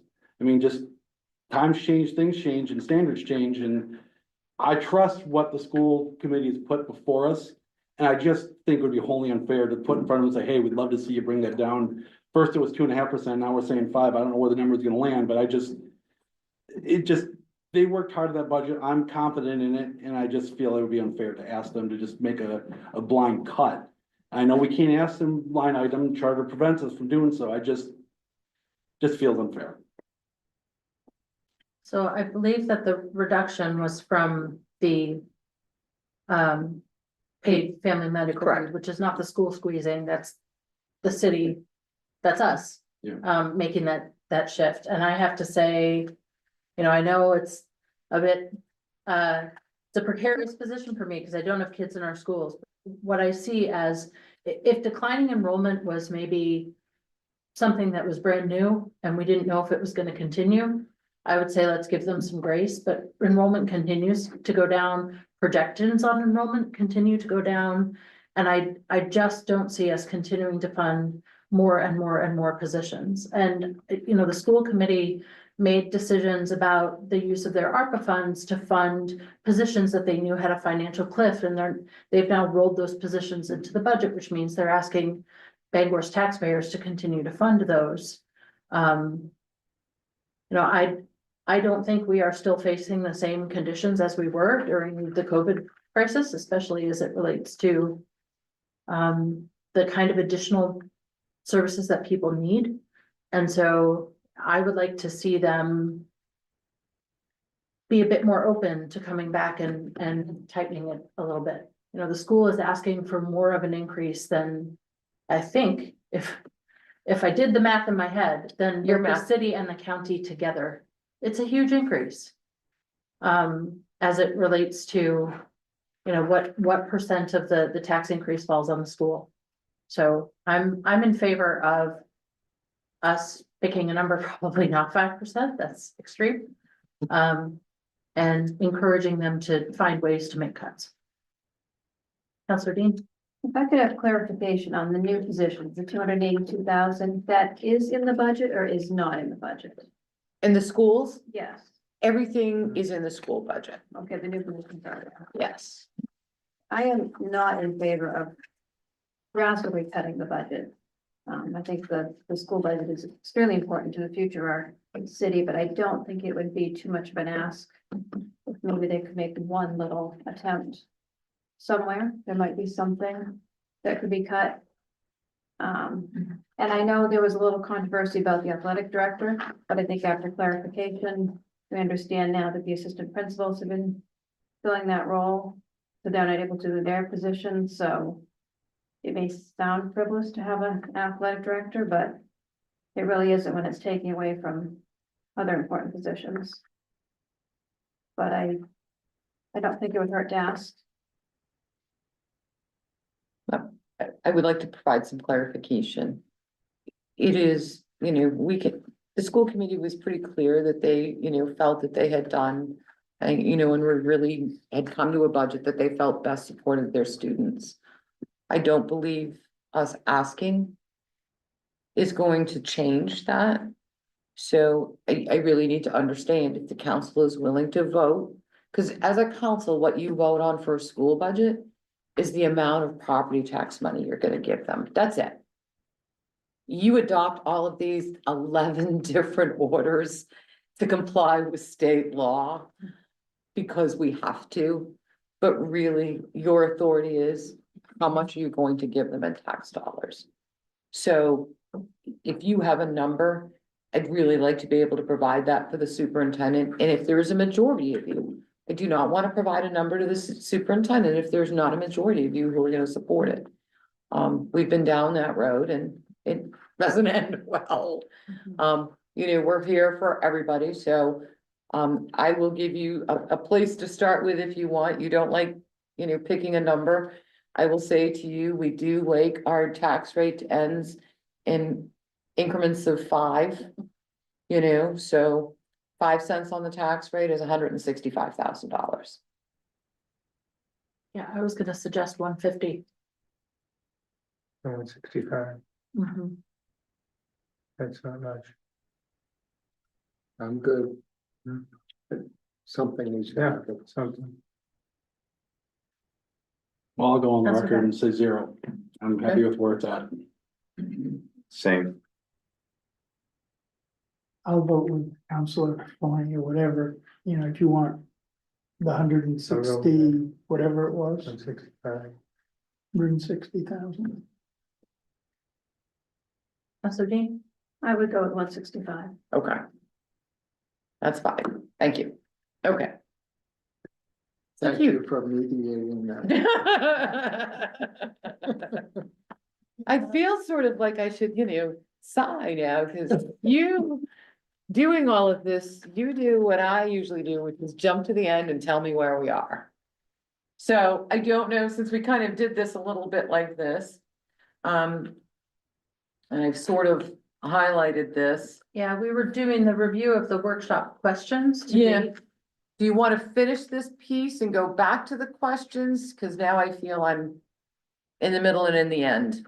What's the So I pleasure? feel like we've reviewed the updated estimated tax rate. Okay, Yes? yeah, Okay. okay. Why don't we go back to the Yeah. workshop questions just to make sure we didn't miss anything that councilors Yes. wanted to discuss? Okay. I'm getting there, sorry.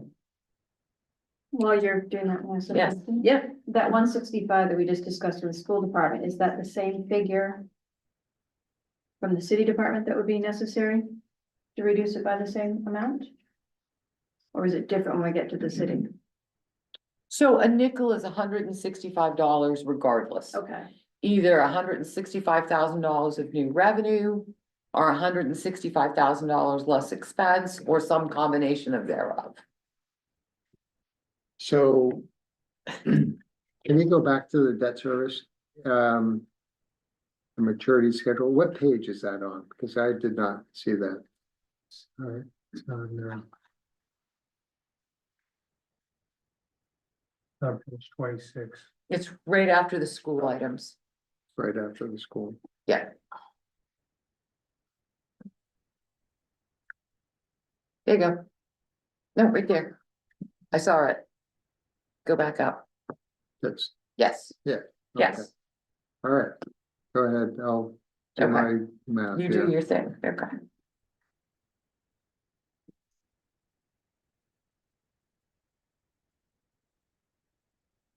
All right, where did we get to? All right. We've gone through the downtown Bangor partnership. Citywide public services, continued use of additional reserves versus operating to fund capital needs. We do have, a slide later on that talks about the proposed funding sources and resources. So to kind of lay that out in one space so that folks had a better feeling for that. There are 42 switches in total. For the lease and finance, the cost would be $360,000. I had a question about that piece. So Yeah. is that the 360, is that to buy out the lease? Instead of an annual amount every year for the lease payment, you pay $360,000 now and you're out. Okay, because so my question about that was, because we bought the 25 for 90,000 or 90,000. And so, I mean, just quick math times 2, that's 50 switches, that's still less than the 360. So I guess I just Okay. trying to figure out why we're upside Yeah. down on that. Mhm. I can, you're making me go to another page.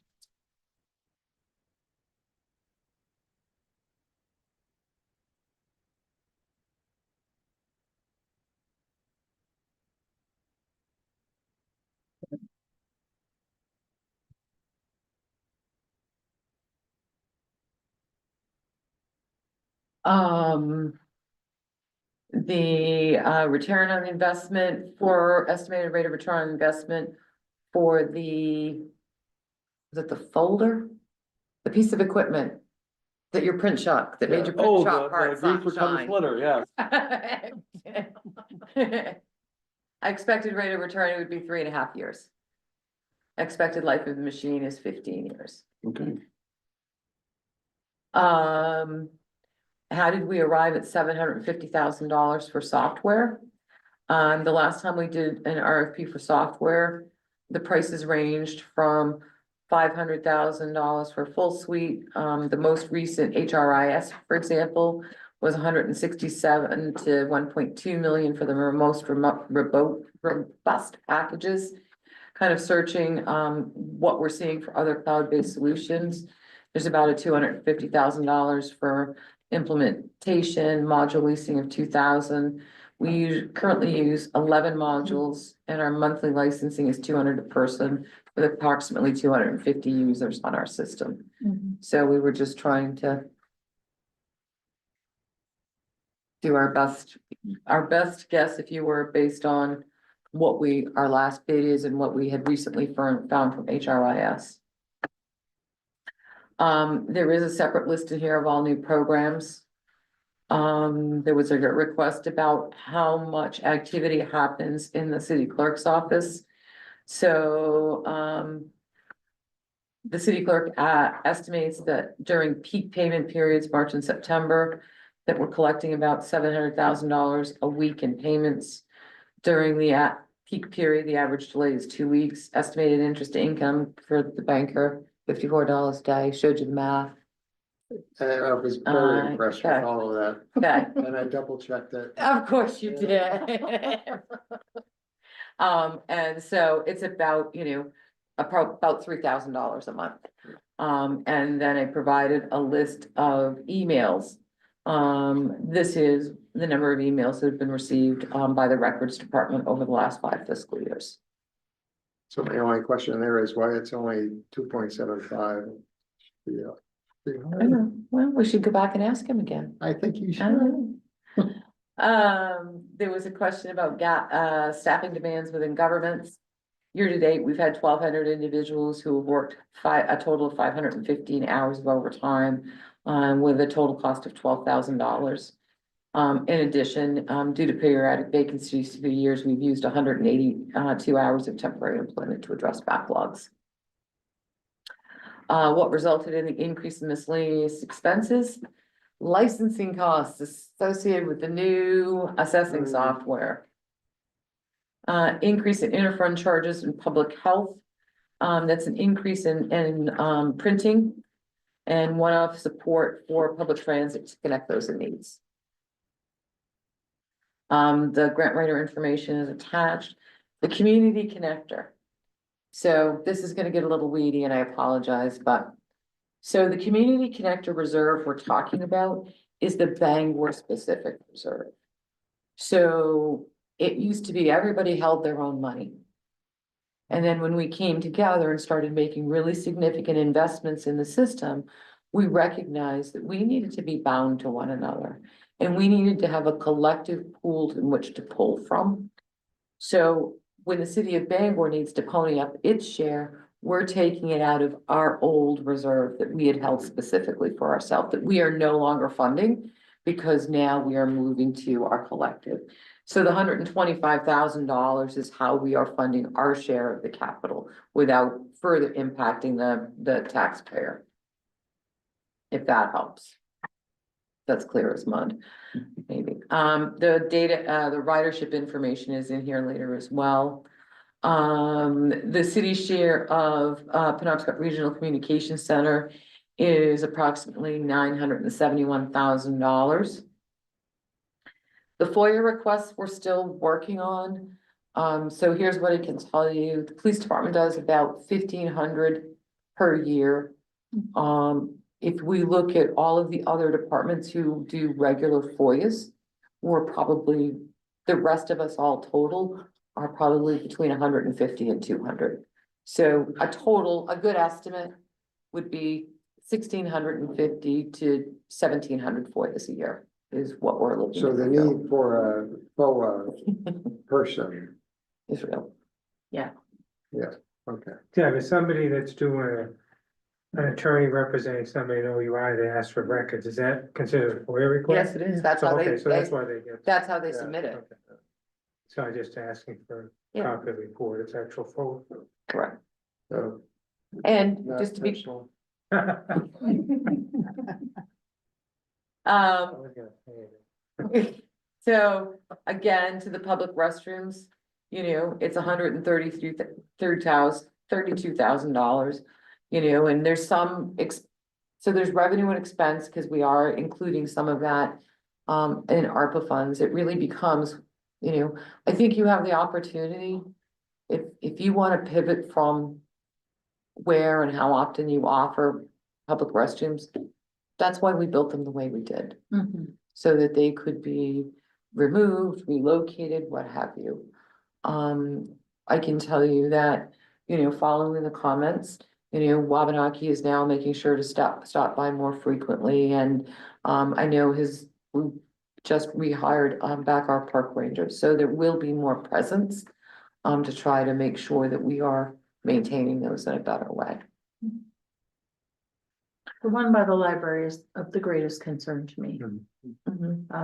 I think with the proximity to library and the proximity to some of the services that are happening, I believe, on Park Street. Yeah. It just has become a magnet for bad behavior. Yeah. And so perhaps that's one that we could have a discussion at some point. Sure. About where's a better location to Yeah. place that, where it's still available, but perhaps. Easier to monitor, is my thought. Okay. We, just real quick, we don't have any data on usage of these. I mean, do they tell how much when they pump them, what the, you know, do we know what, how much? I don't think, Because, I mean, I don't think we get those I mean, kind of that's the most readings. visible ones that we see that. I mean, I don't know, how's the one on Broad Street working on, any issues there? I mean, I don't hear anything about Right. that. I don't drive by. So the two that have the most issues are Broad Street and Yeah. Harlow Street. And we Those- put one at Cascade Park. Yeah, and we have put- periodic we put one on issues. the Higher Street at the park, or Court Street. and- Yep, one's on Court Street. We do have the other two units. Cause the thought was perhaps the dog park. You know. They we can do- just use the grass with the dogs and, oh, yeah.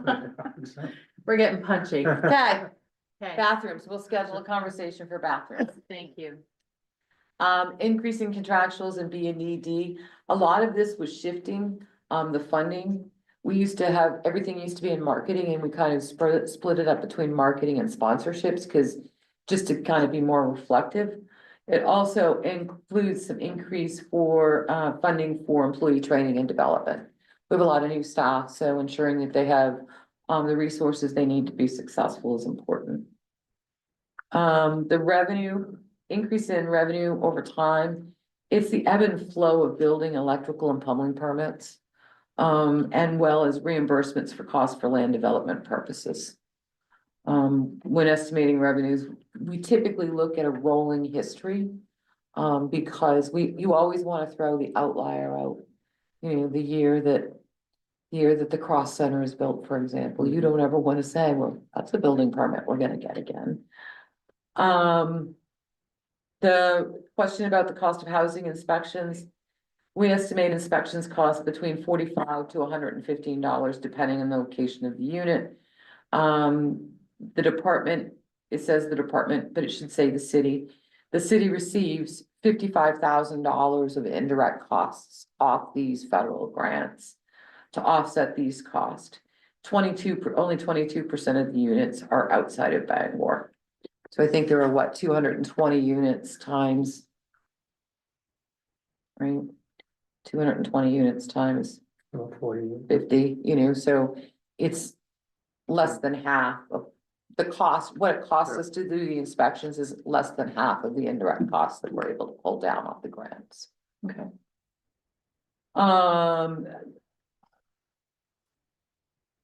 Was that a question?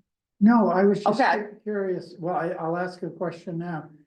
This would be like for Shelter Care Plus? Yes, Okay. that's But exactly that what that doesn't is. include that, does the 45 to 195, 115 include travel, use of our Yes. vehicles and everything? To So make it, these calls to, yes, so it it's not includes good. their entire time from travel Okay. to inspection to paperwork.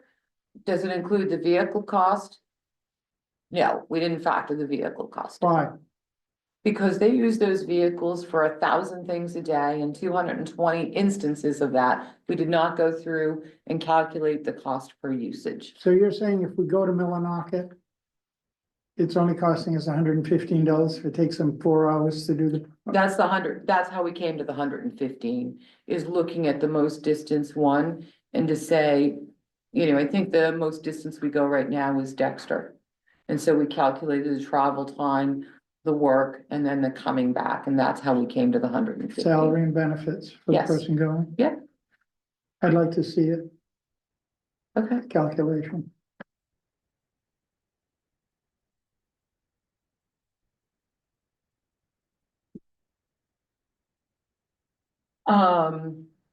The next area was about the free trade zone.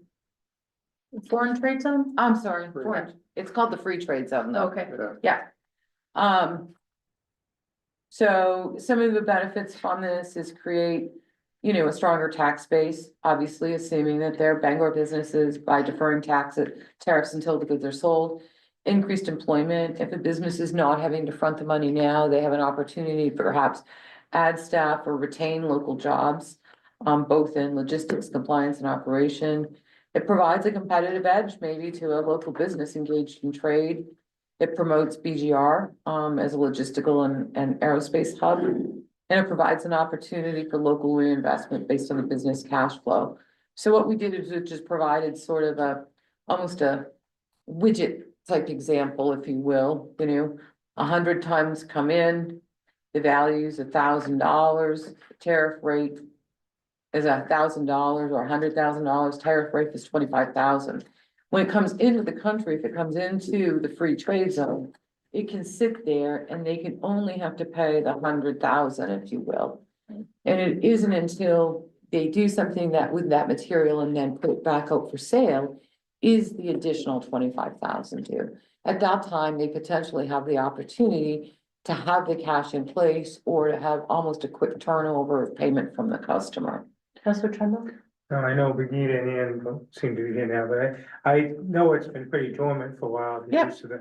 But I think what Brigida is doing, and especially with the timing with the tariffs and the news picked up the story, and I thought they did the story, so even I could understand it, so they did it pretty well, so I think that's a great job by the staff, the timing is good, I know she was already working on that before this happened, so it's great. Counselor Fournier? Yeah, I was just gonna say, a great example, and it's a unique circumstance that this will occur. Counselor Mellon? Well, my concern is we don't know what the cost of the city is yet. How much is it going to cost us to run the program? Understood. And the whole point was to assess fees to make sure that there is no cost to the city. And as we get through that, we'll set fees. And I'm sure that will all come back to you But as we actually do the work. well, let me ask another question then. How do we go out and present this program to people if we don't know what the fee structure is for it? Well, I guess, how can we set a fee structure not knowing what the work is gonna be entailed for us to do that? I mean, because it doesn't have to be located in Bangor. No, I And know if it could be they- in Washington County or. Correct. So let's say it's Washington County and they want some technical assistance from us. Okay, that fee's different. Agreed, but we. Correct. But how can I set it now, not knowing? Well, I think to sell a product, you gotta tell them what it's gonna cost them, and I don't see that we have that ability to do that yet. Understood. So I'm just wondering where we stand before we're going out to market a product, usually you have a cost and price you're gonna sell it for. Counselor Beck? Just to speak a little bit of that, one of the things I guess I heard in the bed presentation, they had the intern that helped kind of did some of that groundwork for that, so they're gonna come back with the Correct. package for us to look at all of how the ins and outs and what have yous. Yep, so they'll continue to refine that. I mean, she was just sort of getting her feet wet in all of this and then the T word came out of the mouth and everybody started to scramble. And if you don't take advantage of that kind of an opportunity to say, hey, we've got something that you may need and you may find helpful in this new environment. And I get it. I'd love to have it all laid out and perfectly arrayed before it came to that. But we are reacting to the federal government and the changes in the global economy as quickly as we can. 2.169 million in the Economic Development Fund. And airport, those are the future discussions for, form some requests about how typical airports operate and whether or not to reestablish the airport committee. So the 2.16, It's cash. It's available. You could use it for your, and how much of the CDBG? Is that like, so there's no CDBG money. We haven't allocated any CDBG money for the commercial kitchen. okay, Am I So- crossing? yeah, I think they are. Okay, So we're sitting on 2.1, yes, 2.2. yes. To be used for anything? So when you all get to the point of getting to an estimated cost, a good estimated cost for the the commercial kitchen? kitchen, I think then you can make a decision where you're Okay, gonna use your Northern Border Commission grant funding. right, You may want to bond some of it, and you Yeah. may want to pay cash for some of it to kind of leverage all three pieces. and there's Ban Air money. there Correct. too. Yeah. That's my understanding. Did you have another question, Counselor Mellon? Okay. All right. So. Council Fournier, here's your debt. Yeah, so the pension comes off, Yes. And that's not reflected on here and that's anyway. not reflected. No, because this is, oh, I shouldn't say that. That is, it's here. It comes off in Correct. 27, Nope, 26. So, yes, okay. So- but I already gave you credit for that. Yes, So it's not like you're gonna pick up $3 million next year in 27. even though we paid it. We're scheduled, we're gonna pay it off at Correct. 26, Correct. But you're gonna use reserves to pay it off. correct. So the revenue is gonna go away in 27 and the expense is gonna go away in 27. So you're gonna be left with a net zero. So that's not freeing up, I freed it up for you this year. By using all of the reserves to do it. okay, so explain to me freeing up $3 million for this year. I know it's coming out of reserves, Correct. so that reserve money is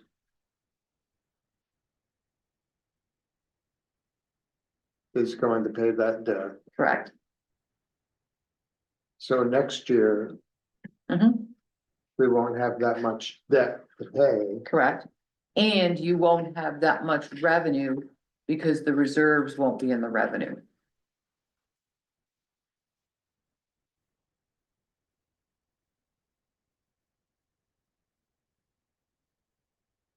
I gotta wrap my head around that. Okay, we'll do that at the, yes. Yeah, it just seems like, that's freeing up a lot of money.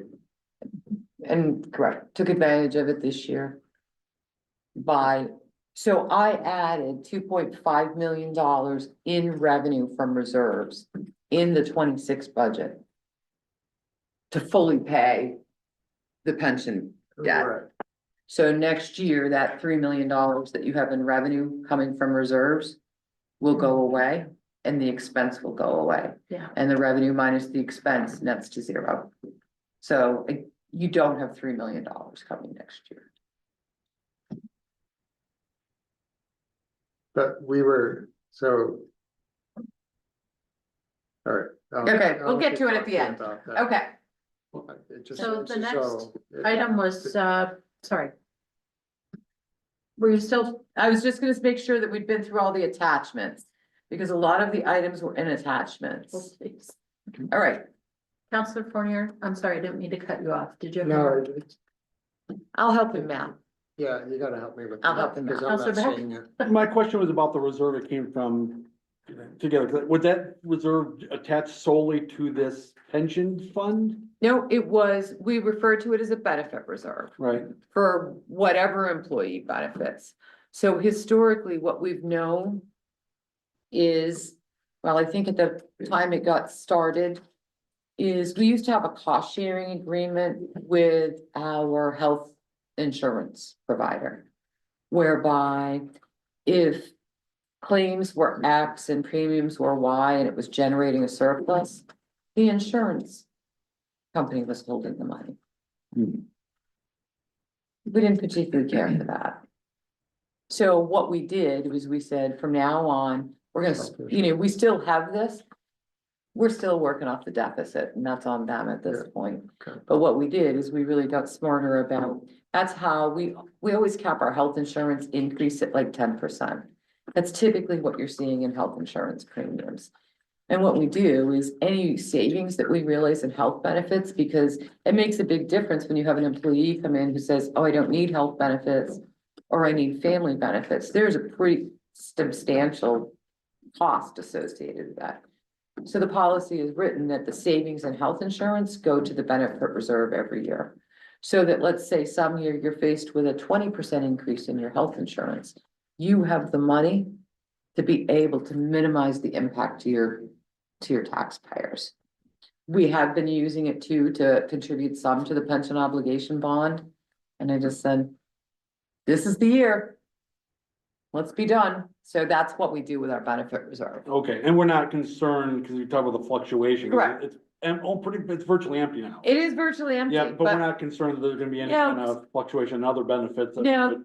Okay, No, because we probably should generate another, we do pull off the savings every year at the end of the year. And those tend to range between $200,000 and $350,000. So there'll be a nice cushion started again. okay. We didn't get here overnight and yeah. So, Okay, let's go ahead. no, I'm sorry. So in 2029, we have this 5.9, In the schools, yeah, it's a sinking fund payment. that's a sinking fund. Yeah, those are Q-SCAB bonds, Okay, qualified school construction bonds. yeah, And so that's being put aside to, correct, so if you Okay. look at the debt service on the school, it may look higher. yes, It's because it's not only paying the debt service that you see there in the maturity level, but it is depositing the required funding in the Okay. sinking fund. all right, all right. I still need to sit down. New program requests? Yeah, so I did put together a list of all of the new programs. I heard the lady from the Cultural Commission say 5,000. For some reason, I had that they were asking for an additional 2,500. So I'm not quite sure where that is. The So, 5,000 was in grants and then it was like 2,000 for the. right, but I had 2,500 for some reason, so I'm not quite sure where that difference is. So clearly, the vast majority of these are for additional positions. There was the administrative clerk in records. There is the operations officer at the community connector. New positions, the 2 positions in IT. The building inspector, the public access officer, the training officer, and the recreation sports coordinator. And do I kind of go down here? Is there another one? And, you know, we have talked about this somewhat, a visitor and convention and marketing position. So those were the new positions. The request for some funding consideration for how we begin to move some of our transit drivers. So that is not a new position, but sort of a shift in positions. The other new programs is $1 million for a housing development program. And $120,000 for a compact excavator. And if I That get, should be just capital though, that's not also a position, right? it is not just capital. So I did try to create one-time operating or capital, recurring operating or capital. But it's also in And the it- personnel. Right, and recurring personnel. Oh, because I didn't take it out of the column. Shouldn't be there. Okay. Okay. And then I guess it would help if I got some clarity too. I think I know where we are with the 4th of July. So those are all of the new programs. You know where you are with the tax rate. Anything you add is increasing the property taxes. So not a good place to be. I understand.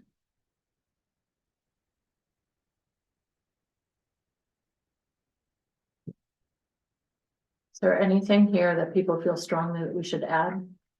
Counselor Leonard? We have to have the administrative clerk, that's with our super volunteer leaving and already Lisa during election year working close to 100 hours a week. I think it would be a detriment to the city to not add that position at this point. Counselor Trumbull? Not just with this position, I mean, I think any of those items you can make a case for, but I can make a case to not make on any of them. I just don't think this year, and we've made it without any of those positions, I think we can make another year. If people have to wait a little, actually, I was in the clerk's office about 3 weeks ago, I was shocked, I came in to pay some excise tax on my vehicle. I didn't have to wait at all, I walked right up to the window, so, I mean, any of you people have to wait, if you have to wait half an hour, people are used to waiting now, you go in any place, the people don't have the level of service and service establishments that they used to, where people just can't get help, and I don't think we can afford to be adding, I understand it'd be nice to add these positions, but I just don't think I don't think the people of Bangor can afford anymore. And we're asking the school department to make additional cuts, so I know not everybody is, but majority is. Counselor Dean? I'm not in favor of increasing the budget at all. I would agree with Counselor Leonard regarding the administrative clerk for not just adding a position, but my fear is that we are going to lose people that we already have there because they're overworked. So if we don't add, we may lose someone who's very integral to that department. Although that is a pretty significant amount of money to add to the budget.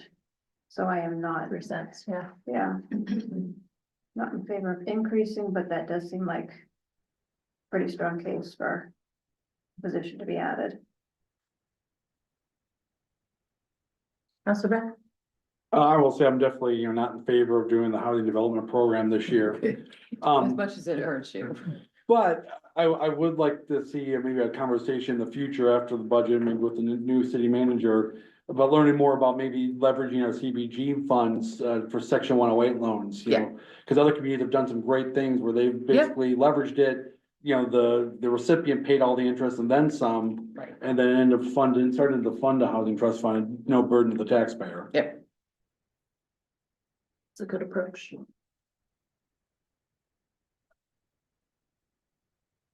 Councilor Corning? I agree with what Councilor Trumbull was saying.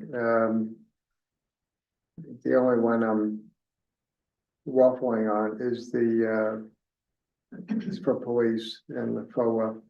I know that sucks up a lot of time for people.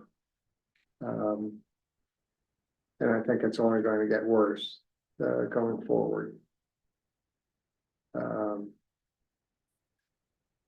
But outside of that would be the only exception I think I'd be comfortable with.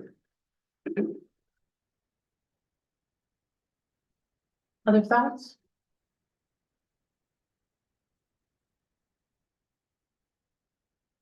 Does anyone want to make a motion on any of these things?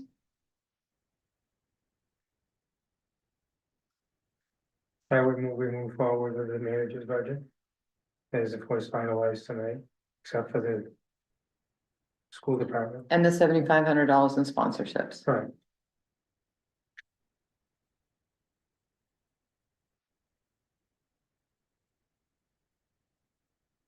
Councilor Corning?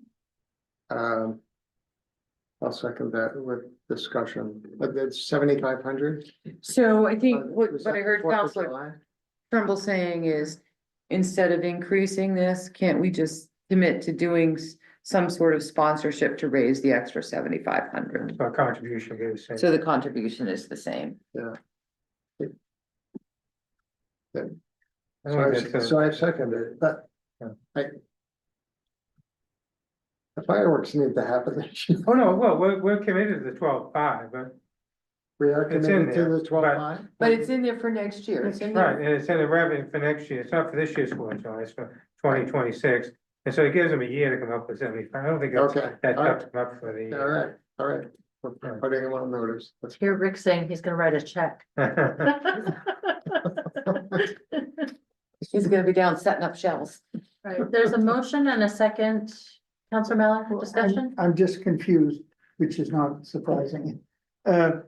So we're giving $5,000 for 4th of July Correct. this year. Correct. And if they don't come up with the rest of the money, are we subsidizing? We will have to come back and have that Okay. conversation. I just wanted to be sure. Yes.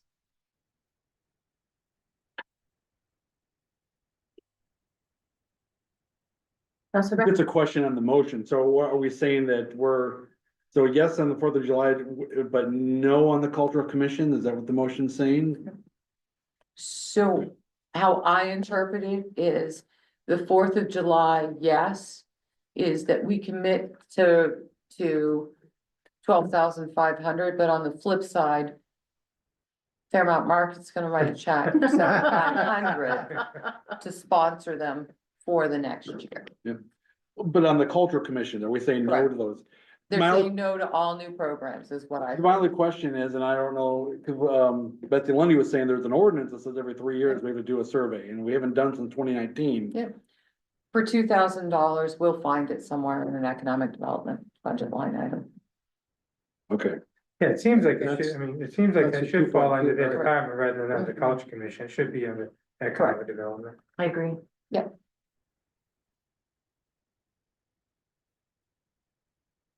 Okay, we should probably do a roll call on this unless there's further discussion.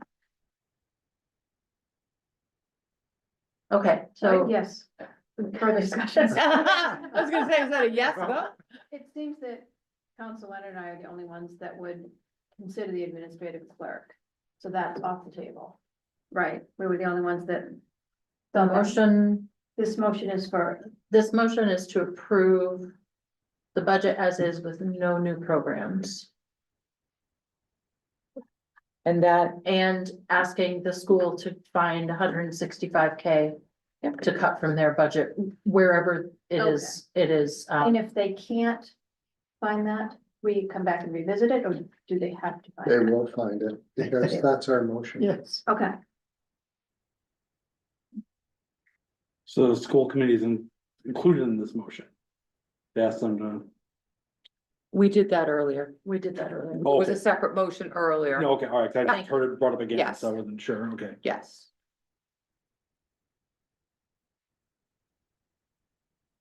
Okay, we have a motion, we have a second. I know, this is not easy and it's not fun, and we wish we could fund everything, because yes, every single one of those programs has a justification and a value behind it. So let's do a roll call vote and see where we are, and then if we need to have more discussion, we'll have more discussion. Counselor Fournier, Yes. Counselor Dean, yes. Counselor Trumbull, Yes. Counselor Mallard, Yes. Counselor Rick, Yes, Counselor Leonard. No, Okay, yes. So that is All right, where we are. okay. And we did it before June. Yes. I have one more question, and it's, no, it's not, it's actually something else, and I don't know when the proper time to bring this up, or if somebody can put on another agenda. But targeted property tax relief, other communities do it, state law says we can, it's targeted seniors. 62 or up, you can set the date as long as, or the age, as long as it's minimum 62. South Portland, Portland, Freeport, those are just a few of the communities that's saying to do it. Cause one of the things I hear, we all hear, is that people on fixed incomes are just getting beat up. And I'm just wondering if there's something we can just Yeah. look into, possibly, whether it's find somebody somewhere to say, hey, if you meet these requirements, we can do something for you. Say, I know there's abatement, but there's a pride factor involved for some folks, and just something, anything we can look at to just help people out as possible. Is that finance or GovOps or both? So it would be a combination of both. To me, I think it might be better in a workshop, just because the assessor can really talk to you through about the specifics, what the ramifications are, what it Yeah. looks like. So probably a workshop would be a better I would choice. second that. All right, Okay, does it make sense to do it before or after the new city manager you starts? should do it after. Okay. Oh, no, before. Just make it, we don't want to delay anything, but if it makes sense, let's decide. Cause we have had that, every time that statute has been changed, we've come to the council and said, here's an opportunity, and I know there were reasonings at the time, yes or no, so it's not a new concept. Revisiting it certainly totally understandable. Yeah, to the extent that we can support people as they age in place. Yep. It makes a lot of sense. So I'd love to see us have that conversation. Well, but the last item was a discussion of reduction plans. You already voted, so I'm not asking you what else. Very good. Okay, Yes, I'd like to ask for an executive session under 1 MRSA, paragraph 45(6)(a) on a personnel matter. it's a workshop, so we can entertain that motion. We have a motion. Could I? We have a motion, we have a second. I believe the city solicitor would like to join us. Yeah. Yeah.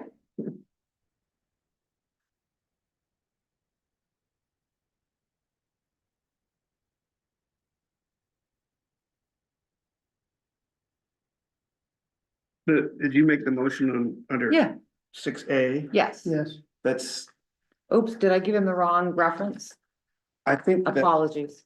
it depends on, there's 6E would be discussion between the body or agency and its attorney concerning the legal rights and duties of the body, or? Not knowing what it is, Yeah, if you'd like a that's fine. motion for both of them, and then that way we're covered, All right, A and E. all right,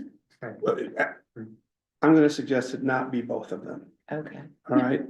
Well, Fine. we'll do E then. Okay, Yeah. Hey, who are you? Would you mind just for clarity, rereading the motion with E? Thank you. Executive session, 1 MRSA paragraph 4056E. Or I'd suggest that you incorporate in your motion the language for consultation Oh, between. it's personal. matter. no, No. he's changed the reference, so you need the Oh, new what's the language. reference? I only have. this You one. said E, I read E. For, I'm gonna suggest that the motion be for consultation between this body and its attorney concerning the legal rights and duties of the body. No problem. Is that your motion? So moved. So moved. We have a motion, folks. Second. We have a second. Okay, executive session requires roll call vote. Counselor Leonard, Yes. Counselor Beck, Yes. Counselor Mallor, Yes. Counselor Trumbo, Yes. Counselor Dean, Yes. Counselor Fournier,